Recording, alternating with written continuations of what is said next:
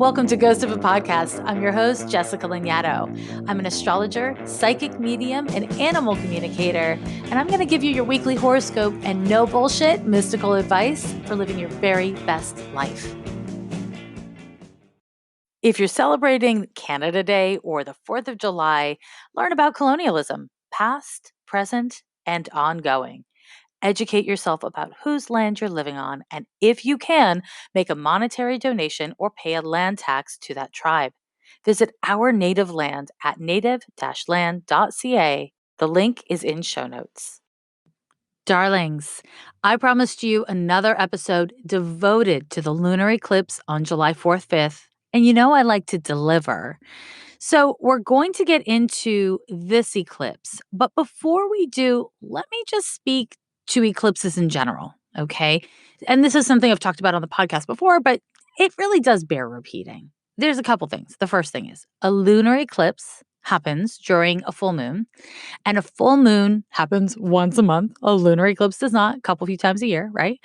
And when we have a lunar eclipse or a full moon, we are looking at the sun and moon opposite each other to the degree, to the minute, and it represents a time of closure, of endings, in some meaningful ways, an emotional confrontation with what is. It's emo. It's a lot. And when we're dealing with an eclipse, different than a regular full moon, a regular full moon is really going to kick up things that have been developing over the course of a past month. When we're dealing with an eclipse, we're looking at much larger cycles, up to a couple year long cycle. And the implications of it or the ramifications of it will unfold over the course of closer to 6 months. So it's a lot. These are big, momentous shifts. And when we are dealing with big, momentous shifts, a lot of things happen. One of the things that tends to happen is that the energy gets wonky. Like your energy is wonky, my energy is wonky, but everybody's energy is wonky. And so the way that that works on a societal level is everyone feels tender and sensitive, and that makes some people aggressive and some people feel victimy and other people feel like they have to be a helper or a savior of the world. Like it kicks off our compulsions is what I'm getting at. And in addition to that, it makes sleep complicated. Some people sleep a lot during eclipse season. I think even more people have a really hard time with sleep. Sleep gets hard to come by because the energy is in many ways electric. This is a time where if you're feeling exhausted, if you're feeling like your sleep is interrupted, like your body is just off, like you're lacking in resiliency, hey, go for it. Blame it on the eclipse. I won't tell you you're wrong. No, I won't. I wouldn't. I shan't. But that's not all. That's not all. Something that I talk about with eclipses quite a bit is that this is a bad time for ritual work. It's a bad time for manifestation work. And a lot of times what people do who are not astrologers or not very advanced astrologers is they see an eclipse and they're like, oh, it's a full moon, but with the volume turned up. Okay, that means we'll do energy work with the volume turned up. But it's a misunderstanding of the astrological implications of an eclipse. An eclipse is its own goddamn vortex. It is its own energy and it is way too big to harness. We are not meant to harness or direct the energies of an eclipse. It's very important that if you're working with energy, that you're doing it responsibly because you don't want to screw yourself up in a way that's hard to even understand how you did it or how to undo it, right? And so don't harness this energy. Be present for the energy. Let the energy impact you and then decide how you want to respond to that energy. Now, I'm not saying being passive in a way that is like a negative thing. I'm saying this is not the, 48 hours, 72-hour period in which to make major moves on the energetics plane. Now, a lot of you send me questions about like, I want to quit my job. I want to break up with someone. I want to like move in with someone. Like I want to make these big life changes. Should I not do it during the eclipse? So here's the thing. If you're going to break up with someone around the eclipse, if you're going to give notice at your job, If you're going to, I don't know, decide to unload on someone on social media because they said something you found offensive, you are making yourself a part of their eclipse. That's right. Think that through for just one moment. You are taking your feelings, your needs, your goals, whatever it is, and you're making it a part of someone else's eclipse, which means wherever their emotional maturity is at, wherever their shit lives and lies, you are implicating yourself in their experience of the eclipse. So you are inviting into your life a kind of difficult to predict and intense amount of energy. If it can be avoided, I recommend that. It can't always be avoided, just like you can't avoid signing contracts during a Mercury retrograde necessarily, right? What you want to be able to do, ideally speaking, is put it off if your life permits and sit in the feelings. And if you don't want to do that, well, that's all the more reason to damn do it. You do not need to create momentum during the eclipse. The eclipse has its own momentum, which I encourage you to be interested in, to avail yourself to. If you are uncomfortable, which most of the time we are during eclipses, and certainly during this really deeply transformational time we are all living through, that's actually not a bad thing. If you're feeling arrogant and like you don't need to be uncomfortable or you're not uncomfortable because XYZ, I encourage you to challenge that because an eclipse is a spiritual event and we are all engaged in as spiritual beings in our own evolution. And if you are the greatest genius that ever lived and you are the smartest smarty pants that ever wore pants, you still have evolution to be engaged in. You are not too good for an eclipse. Do you know what I'm saying? And the reason why I'm pointing this out is because Mars is featured in this chart, and Mars manages the ego. And so everyone's ego is a little tweaked up right now. I'll get into that more in a moment. But before I do, I want to say one more word generally about eclipses. If you are a spiritual person and you're already doing spiritual work, ancestral work, you work with the tarot, you're meditating, you're doing breath work, I don't know, there's hella things you do, spiritual baths, whatevs, right? You're doing your damn thing. I am not suggesting that because it's an eclipse, you have to become a muggle and pretend you're not doing spiritual work or stop your spiritual work. I am simply saying that if you are stepping into an unpredictable weather front, that is not the time to be writing a thoughtful text to someone you really care about. That is the time to actually like put your hands in your pockets, keep your eyes up, and pay attention to, I don't know, is it going to be hailing? Is it going to be snowing? Is it going to be like hot? I don't know what's going to happen. Look alive, pay attention, be present. Don't be so fixated on whatever it is that you want to say or do or put out. This is a moment to actually just be here. It's not about stopping or ceasing your spiritual work. It's about not adding anything new to the plate, not trying to call anything in or control or contain or even direct anything new around this date. This eclipse is exact at 9:44 p.m. Pacific time on July 4th. So just within, if you can, 72 hours of that date on either side. That's conservative. But, as much as you can, do what you can. Let me get a little bit more into this eclipse. The Okra Project is a collective that aims to mitigate food insecurity in the Black trans community.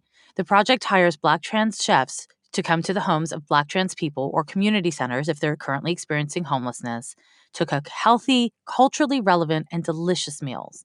They feed bellies with great food and feed spirits with great fellowship. The Okra Project intentionally has never sought 501c3 status so they can ensure that their money goes where it's needed. Therefore, their work is maintained entirely through individual donations from people like you, and everything helps. Learn more about their programming by visiting theokraproject.com or donate, and the link is in my show notes. Okay, let's talk about this eclipse. As I said, it is occurring on July 4th at 9:44 p.m. Pacific time. This is a lunar eclipse between the sun in Cancer and the moon in Capricorn. It's happening at 13 degrees and 37 minutes of Capricorn. That's where the moon is, 13 degrees and 37 minutes of Cancer is where the sun is. And what I want to say about this particular eclipse is it really is kicking up the need to have healthy boundaries.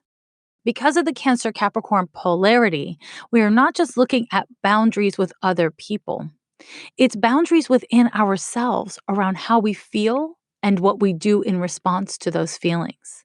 How we organize our needs and take care of ourselves, or how we get defensive and act out either against ourselves or towards others, which either way ultimately is acting out against ourselves, of course, but whether we want to drag other people into the mix of the situation is individual. This particular full moon is uncomfortable because the moon is not comfortable in the sign of Capricorn. The moon doesn't want to be in the sign of Capricorn. Think of the moon as like, big oceanic waves, ebbing and flowing, crashing in to the shore and receding. And Capricorn likes to calcify things. It likes to solidify things. So it's like ice. It's like that water turns to ice. And so this can be a time where you feel really uncomfortable with your own feelings. Like you don't want to feel what you're feeling. And so you try to explain it away or defend it or fix it. Watch out for that shit this week. Watch out for that shit around the 4th of July, the 5th of July. And because of the times we are living in, and because of the particular date that we are looking at, the 4th of July, and all of the social unrest within the United States, this may play out on a lot of different levels. And we want to look out for men with power acting wrong. Not just men, all the damn genders can act wrong. But I am a little concerned about men with power. What we want to note is eclipses have us acting out of our feels. So when people act out, if they act shitty towards you, if they act shitty towards others, if they do any number of things, notice how they feel. Like notice what they are and are not expressing of how they feel, because that is actually useful information for you to have. It is valuable to be able to recognize that everyone is an emotional being, and people without emotional tools tend to be the most poorly adjusted. And I don't mean have the least amount of money or the least amount of power in the world. No, sir, I don't. But the least poorly adjusted, the most poorly adjusted amongst us, because in order to age gracefully, to have any amount of peace in your own skin, you have to be able to tolerate your emotions and not just act out in reaction to them. This lunar eclipse is going to be very evidential of that concept, trust me. Because at the same time, within this eclipse chart, part of what I am looking at is a Mercury-Mars square. So everybody knows that Mercury is retrograde. Goddamn Mercury retrograde, just giving me email problems and all kinds of other technical issues. How about you? But Mercury forming a square to Mars is something that actually is really going to follow us around all of July. It is a total fucking boner, and not a fun boner, a sad boner. Mercury square to Mars kicks up defensiveness. It kicks up fights. So Mercury is kind of like it's your attitudes, it's your ideas, it's your thoughts, it's your neighbors, it's your friends, it's your siblings.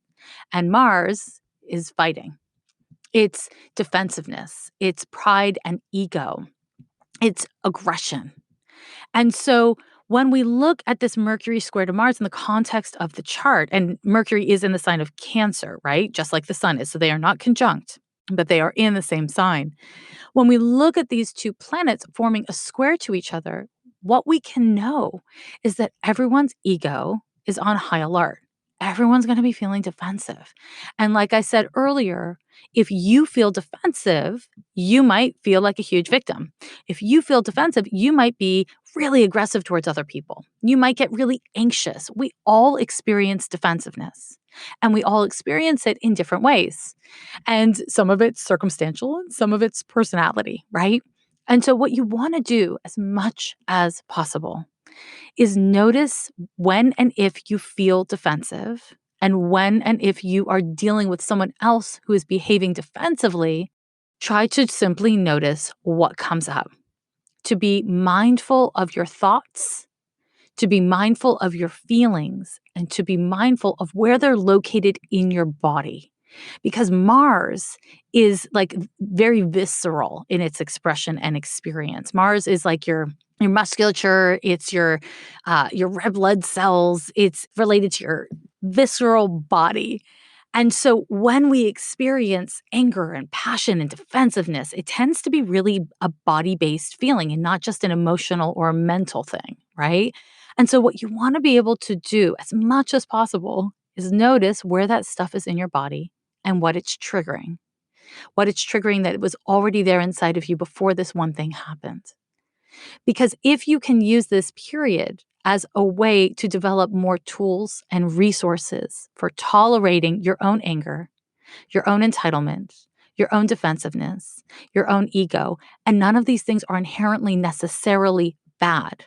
They are appropriate for some situations, right? They're necessary in some situations. But what we want to have is self-awareness so that we can make choices and choose actions that are self-appropriate to our ends, right? That are healthy. The only way to do that is to stay present when those feelings come up and to be somewhat interested in them.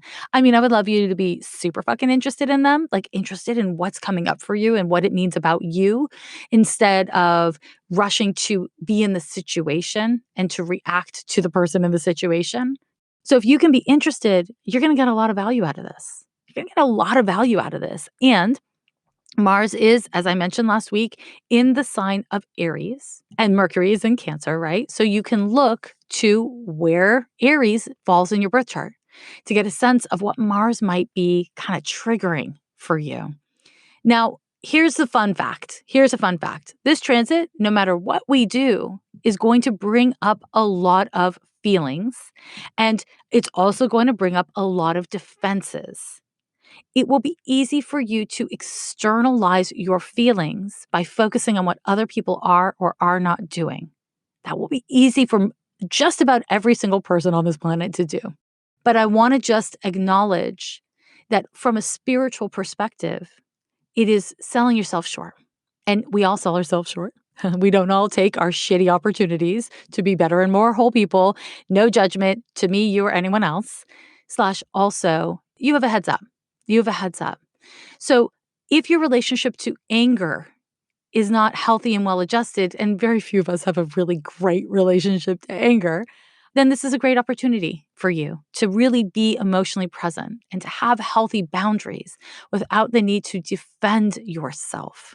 You don't need to prove yourself. You don't need to prove yourself. Correct action is the way to correct poor action, right? So you want to think in terms of, instead of wallowing in guilt, if you find that you've done something wrong, what amends can you commit to making?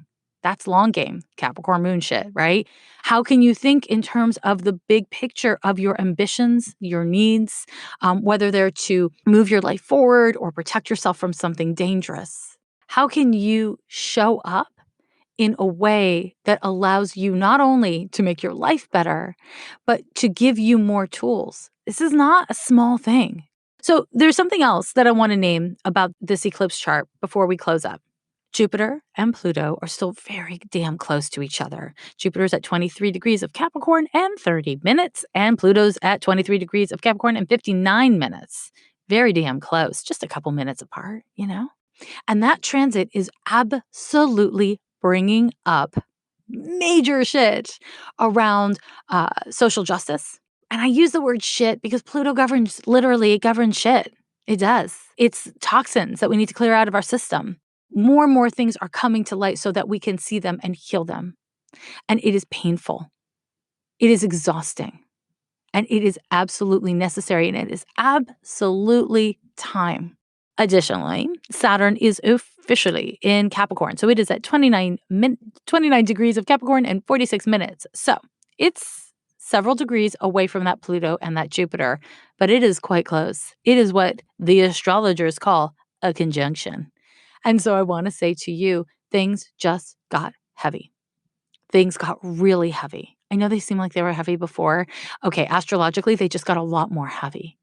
And so if you have been feeling in the past couple of weeks, and increasingly so, you are still feeling the sense of weight, the sense of urgency, you're not alone. It's in the morphic field. If you are committed to your own evolution and you are committed to social justice, to being a part of the world's solutions, then I want to point you away from looking for quick fixes, because there are no quick fixes. These are long developing systemic problems in the world. And whatever's coming up inside of you, whatever's demanding your attention within you, is an old pattern. So be patient, stay present, so you can find systemic solutions for systemic problems, both personally, socially, and politically. You know? I know you know. Now, my loves, you're not going to do any rituals. You're not going to do any manifestation. You're going to just be really present and uncomfortable. You're going to embrace it, right? I feel like you are. I feel pretty confident in you. Unfortunately, part of being a person means experiencing insecurity and uncertainty and pain. Those feelings are not evidence that you're doing it wrong. Those feelings aren't evidence that you're doomed to feel that way forever. Those feelings are simply part of the human condition. And you are a messy, weird, meat-suited human. We're all in this together. Let's commit to acting like it. Every year they say the end is near, but we're still